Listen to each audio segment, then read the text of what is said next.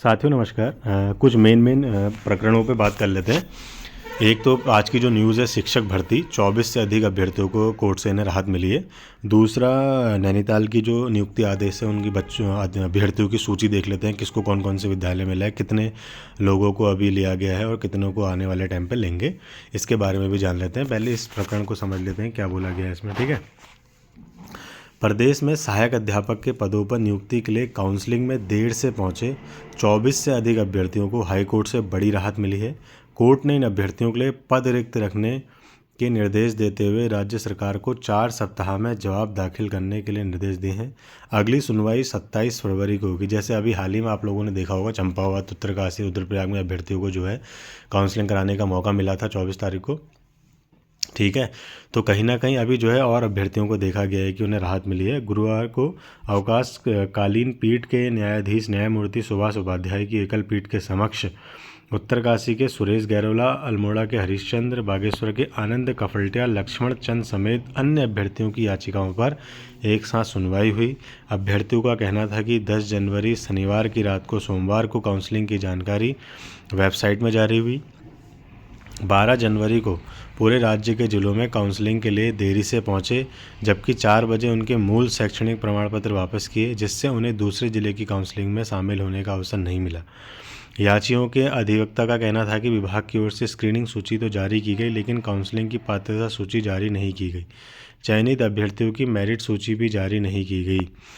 आरोपियों को मिली सशर्त जमानत, ये तो देखने वाली बात है। अभ्यर्थियों के लिए पद जो है रिक्त रखने के निर्देश दिए हैं। अगली सुनवाई के लिए 27 फरवरी की तिथि नहीं तय की, यानी कि जो अभ्यर्थी रह गए थे उनके लिए बोला गया है कि ये पद रिक्त रखने के निर्देश दिए गए हैं और अगली जो सुनवाई होनी है वो 27 फरवरी को तिथि तय होनी। देखिए, अब दूसरे ज़िले में जाने का तो मौका था ही नहीं, क्योंकि उसमें साफ साफ लिखा था कि एक ज़िले में एक ही बार काउंसलिंग होगी। लेकिन कई अभ्यर्थी ऐसे पहुँचे भी थे, जैसे जैसे अल्मोड़ा में हुआ देखा गया, नैनीताल में देखा गया कि अभ्यर्थी यहाँ करा के दूसरे ज़िलों में चले गए। तो जैसा जिसके पास समय मिला वो ससमय वहाँ पहुँच गए, और जिनको समय नहीं मिल पाया वो नहीं पहुँच पाए। ये चीज़ें थोड़ा गलत भी गई हैं और कहीं ना कहीं काउंसलिंग में थोड़ा अफेक्ट पड़ा है इससे। अगर कहीं ना कहीं काउंसलिंग 11-12 बजे के अंतर्गत अटेंडेंस पूरी हो जाती तो कहीं ना कहीं ये चीज़ें हमें देखने को नहीं मिलती। ठीक है। विभागीय तौर पर अगर हम देखें तो क्या कहते हैं, ऐसा नहीं होना था। बाकी दूसरी बात, एक चीज़ हम लोग देख रहे हैं कि कहीं ना कहीं लोग जो है हाई कोर्ट में जाकर, यहाँ जाकर अपने आप को जो है इनको राहत मिल जा रही है और कहीं ना कहीं इनको जो है काउंसलिंग में मौका मिल जा रहा है। तो इससे भी कहीं ना कहीं थोड़ा बहुत जो है जो अभ्यर्थी हैं उनको प्रभावित तो जो भर्ती है उसमें थोड़ा प्रभावित हमें देखने को मिलेगी। क्योंकि कहीं ना कहीं देखिए, अगर आप इनको लिए पद रिक्त करते हैं तो अन्य अभ्यर्थियों के लिए भी कहीं ना कहीं नुकसान होने को देखा जा सकता है।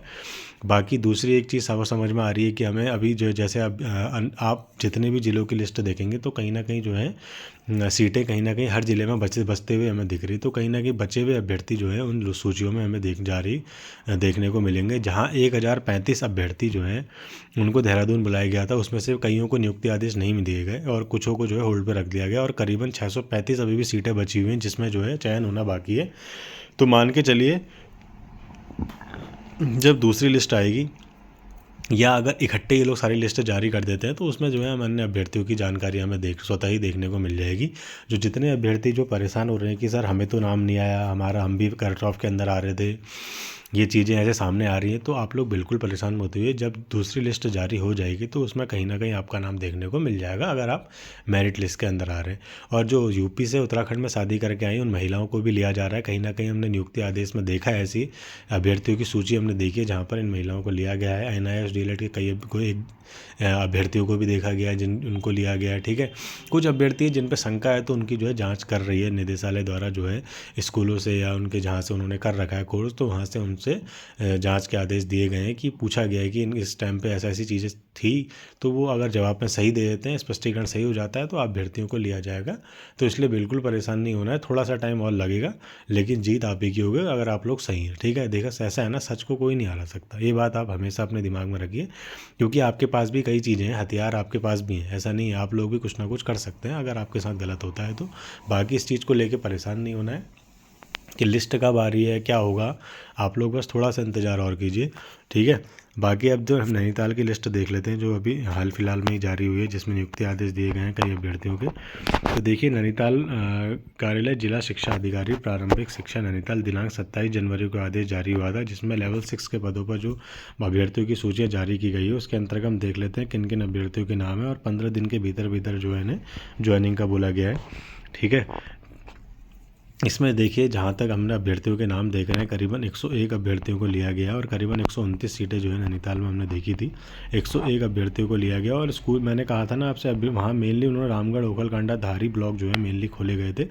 ठीक है, बाकी आप लोग देख रहे होंगे इसमें जो अभ्यर्थी हैं हमारे सुष्मिता सरकार, इनको बेतालघाट विकासखंड मिला है, प्रियंका को ओखलकांडा, ज्योत्सना कोठारी को रामगढ़, सौरभ मेहरा को बेतालघाट, मीनाक्षी नेगी को बेतालघाट। तो इस प्रकार से जो है डिस्ट्रीब्यूशन किया जाता है और इनको जो है विद्यालय के साथ साथ विकासखंड भी इनको मिल चुका है। अब ये अभ्यर्थी तो 15 दिन के भीतर इन्हें स्कूल ज्वाइन करना पड़ेगा और जो जो डॉक्यूमेंट्स इनको ले जाने हैं वो मैं आपको पहले भी बता चुका हूँ कि इन्हें डॉक्यूमेंट्स क्या क्या ले जाने हैं। देख लीजिए, इसमें एक तो तुम्हारा प्रमाण पत्र फिटनेस सर्टिफिकेट हो गया और तुम्हारा जो है चरित्र प्रमाण 6 महीने पहले का नहीं होना चाहिए। लोग कह रहे थे कि 1 साल पुराना भी चलेगा, नहीं चलेगा, 6 मंथ बस हो गया। मेरिट यही पर आपका सर्टिफिकेट हो गया, मैरिज सर्टिफिकेट हो गया, जिसमें आपको बोला जाएगा कि एक ही पत्नी और एक ही पति होने की आप घोषणा पत्र जो है वो प्रस्तुत करेंगे।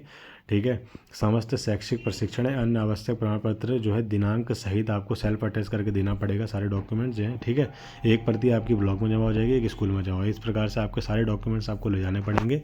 ठीक है, और उसके बाद आपको जितनी भी सूची जारी की गई है, जितने भी अभ्यर्थी हैं उनको सबसे पहले बधाई, और जितने भी अभ्यर्थियों का चयन हुआ है सबसे पहले आप लोग जो है जाकर ब्लॉक में अपनी सूचना दायर करेंगे और उसके बाद जो है अपने संबंधित विद्यालय में जाकर वहाँ पर नियुक्ति लेंगे। तो जितने भी अभ्यर्थियों का चयन हुआ है उनको बहुत बहुत बधाई। वो सरकारी शिक्षा में आने के बाद इन जो है ग्रामीण अभ्यर्थियों को थोड़ा ध्यान दीजिएगा और अपनी सेवा को अपने तरीके से निभाइएगा, और बहुत बहुत बधाई आप लोगों को। और जितने अभ्यर्थी रह गए उनको जो है परेशान नहीं होना है, उनका भी नाम कहीं ना कहीं हमें आने वाली भर्ती में देखने को मिल जाएगा, या आने वाली काउंसलिंग अगर लिस्ट आती है, दूसरी लिस्ट आती है तो उसमें हम अभ्यर्थियों के नाम देखने को मिल जाएंगे अगर मेरिट के लोग अंदर आ रहे हैं।